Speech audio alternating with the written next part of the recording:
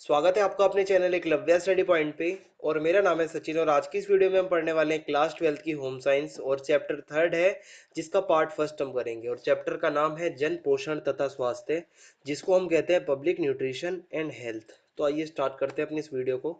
तो आपको बताना चाहूंगा, आपकी कोई प्रॉब्लम हो तो आप मुझे इंस्टाग्राम पे फॉलो कर सकते हैं। मेरा यूजर नेम आपके सामने है।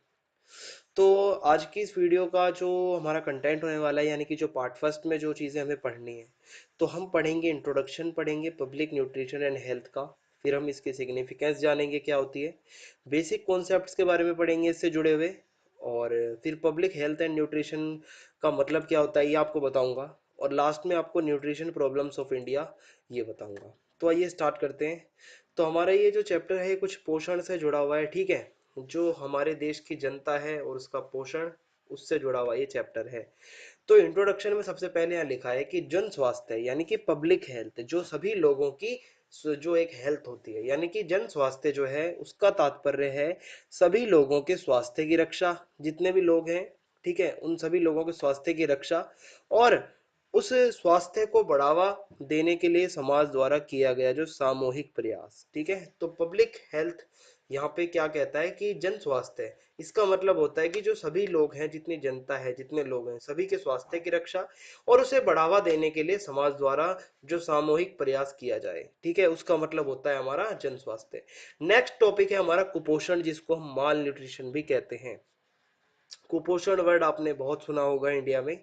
तो शरीर की आवश्यकता अनुसार उचित तथा निश्चित मात्रा में पोषक तत्व ना ग्रहण करना कुपोषण कहलाता है। यानी कि जितने जो हमें पोषक तत्व चाहिए होते हैं, ठीक है, जो हमें डेली लाइफ में अपने जो हमारे शरीर को जो पोषण चाहिए होता है, वो उचित और निश्चित मात्रा में अगर ना मिल पाए हमें, तो हमें भी कुपोषण हो जाएगा, हम भी कुपोषित हो जाएंगे, ठीक है, माल न्यूट्रिशन के शिकार हो जाएंगे। तो यही होता है हमारा कुपोषण। और इसमें जो कु आता है, ठीक है, कुपोषण, पोषण का मतलब होता है हमारा न्यूट्रिशन। जब इसी न्यूट्रिशन के आगे, पोषण के आगे हम कु लगा देते हैं, तो कु का अर्थ ही बुरा होता है, ठीक है। जैसे कुकर्म यानी कि बुरे कर्म, तो ऐसे ही कुपोषण मतलब बुरा पोषण, यानी कि गलत तरीके से और बुरा पोषण। अब हम कुपोषण के प्रकार देखते हैं। अलग अलग तरीके से कुपोषण हो सकता है। एक होता है ओवर न्यूट्रिशन, ठीक है, अति पोषण जिसे हम कहते हैं। इसमें क्या होता है, एक निश्चित मात्रा में पोषक तत्वों से अधिक मात्रा अपने भोजन से प्राप्त करता है। जब कोई व्यक्ति निश्चित मात्रा और उचित मात्रा में जितना हमें पोषक तत्व चाहिए होते हैं उससे भी ज्यादा क्रॉस कर जाता है, जब कोई व्यक्ति लिमिट पार कर जाता है, तो फिर वो जो होता है हमारा कहलाता है ओवर न्यूट्रिशन, जिसको हम मोटापा भी कहते हैं, ओबेसिटी। यानी कि जितने पोषक तत्व हमें चाहिए थे वो तो ले लिए, हम उससे ज्यादा एक्स्ट्रा लेते जा रहे हैं, लेते जा रहे हैं, खाते ही जा रहे हैं, तो क्या हो जाएगा, ओवर न्यूट्रिशन हो जाएगा। दूसरा प्रकार होता है अपर्याप्त पोषण। इसमें क्या होता है, अपनी शारीरिक आवश्यकताओं की पूर्ति के लिए एक निश्चित मात्रा में पोषक तत्वों से कम मात्रा अपने भोजन से प्राप्त करता है। इसमें इंसान क्या करता है कि जो अपनी शारीरिक पूर्ति के लिए जो हमें एक निश्चित मात्रा में पोषक तत्व चाहिए होते हैं, उनसे भी कम मात्रा में हम भोजन से प्राप्त कर पाते हैं। मतलब जितने चाहिए होते हैं उतने हमारे भोजन से हमें नहीं मिल पाते, ठीक है। तो ऐसे में हम कुपोषण के शिकार हो जाते हैं, सीधी सीधी बात है, और कमजोरी आ जाती है शरीर में। और इसके कारण फिर वृद्धि और विकास हमारा रुक जाता है, ग्रोथ और हमारी डेवलपमेंट जो होती है वो रुक जाती है, जिससे बहुत सारे और भी रोग हो सकते हैं और भी अलग अलग डिजीज हो सकते हैं। नेक्स्ट जो टाइप होता है कुपोषण का वो होता है असंतुलित पोषण। इसमें क्या होता है, जब व्यक्ति को शारीरिक आवश्यकताओं की पूर्ति के लिए निश्चित मात्रा में पोषक तत्वों के होने के स्थान पर पोषक तत्वों की मात्रा असंतुलित होती है, तो ऐसी स्थिति में व्यक्ति का पोषण असंतुलित पोषण कहलाता है। यानी कि जब हमें अपनी शारीरिक आवश्यकताओं की पूर्ति करने के लिए जो एक निश्चित मात्रा में पोषक तत्व चाहिए होते हैं, वो ना मिलते हुए हमें उसकी जगह पे पोषक तत्व जो हमें मिलते हैं उनकी जो मात्रा है वो असंतुलित है, कोई बैलेंस नहीं होता, ठीक है, अनबैलेंस जो होता है डाइट जो हमारी होती है या जो हम पोषण ले रहे हैं, वो अगर उसमें बैलेंस ना हो, तो ऐसी स्थिति में जो हमारा न्यूट्रिशन होता है वो क्या कहलाता है, असंतुलित पोषण, ठीक है। नेक्स्ट टॉपिक है हमारा significance of public nutrition and health, जानी जिसको हम कहते हैं कि जन पोषण तथा स्वास्थ्य का महत्व। यानी कि क्या महत्व है जन पोषण का, जो हमारे देश की जनता है, जो जन जन है, जो लोग हैं, उनके स्वास्थ्य का क्या महत्व है, ठीक है। आइए देखते हैं। तो नागरिकों का अच्छा या बुरा पोषण स्तर देश की प्रगति एवं उन्नति को सीधे तौर पर प्रभावित करता है। देखिए ये तो सीधी सी बात है, किसी भी देश को अगर आगे बढ़ाना है तो उसकी जनता ही उसको आगे ले जाती है, ठीक है।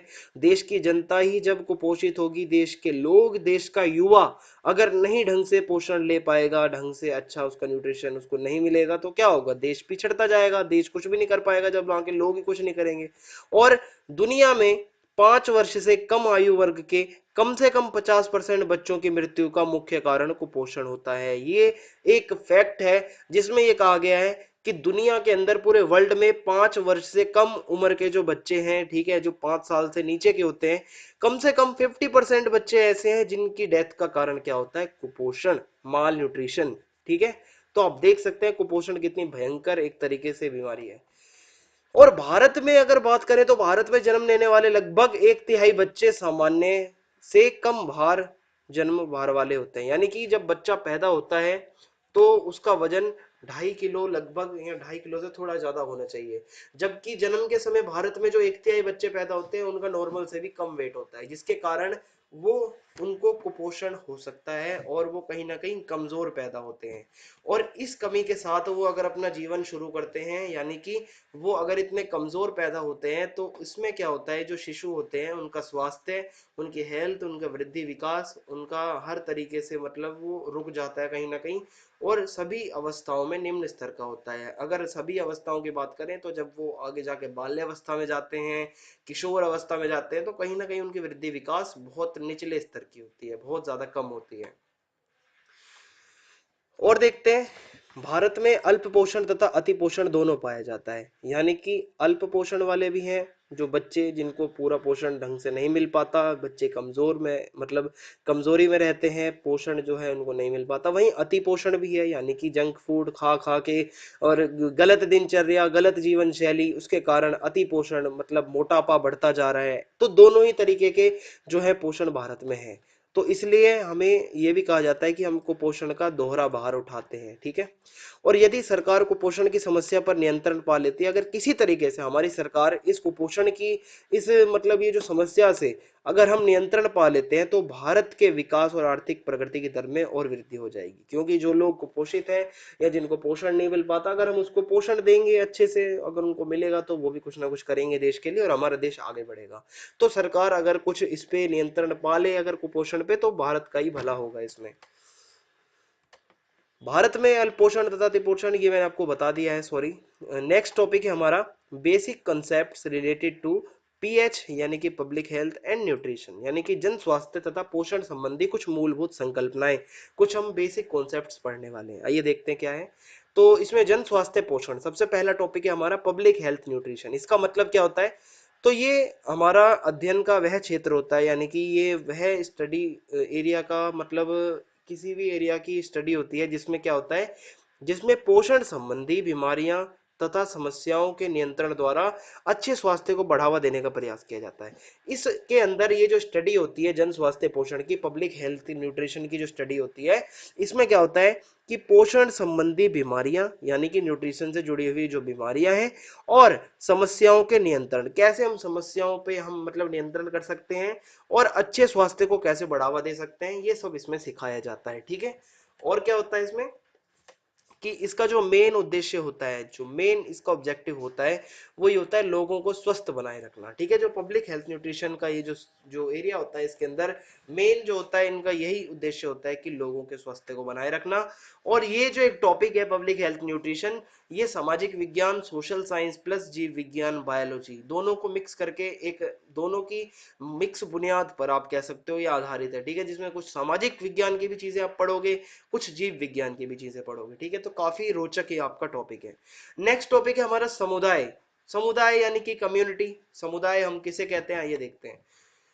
तो लोगों के एक ऐसे विशिष्ट समूह के रूप में परिभाषित किया जा सकता है समुदाय को, जिसमें कुछ सामान्य विशेषता पाई जाती हैं, यानी कि लोगों का ऐसा ग्रुप, ठीक है, जिनमें कुछ सामान्य विशेषताएं पाई जाती हो, कुछ नॉर्मल इनकी कुछ खासियत रहती हो। जैसे कि एक जैसी भाषा हो वहां के लोगों की, जैसे हम कहते हैं ना वो अलग कम्युनिटी के लोग हैं, वो अलग कम्युनिटी के लोग हैं। तो कम्युनिटी से हम क्या समझते हैं कि उनकी भाषा एक जैसी हो, उनका शहर एक जैसा हो, उनका राष्ट्र एक जैसा हो, सरकार एक जैसी हो, अगर हम कहें अगर बड़े पैमाने पर जाएं तो एक जैसी या उनकी लाइफ स्टाइल हो, जीवन शैली, रहन सहन का तरीका एक जैसा हो, तो हम कह सकते हैं। जैसे कि आप कहीं राजस्थान जाओगे तो राजस्थानी कम्युनिटी के लोग मिलेंगे आपको। तो अलग अलग जगह में अलग अलग कम्युनिटियां होती हैं, ठीक है।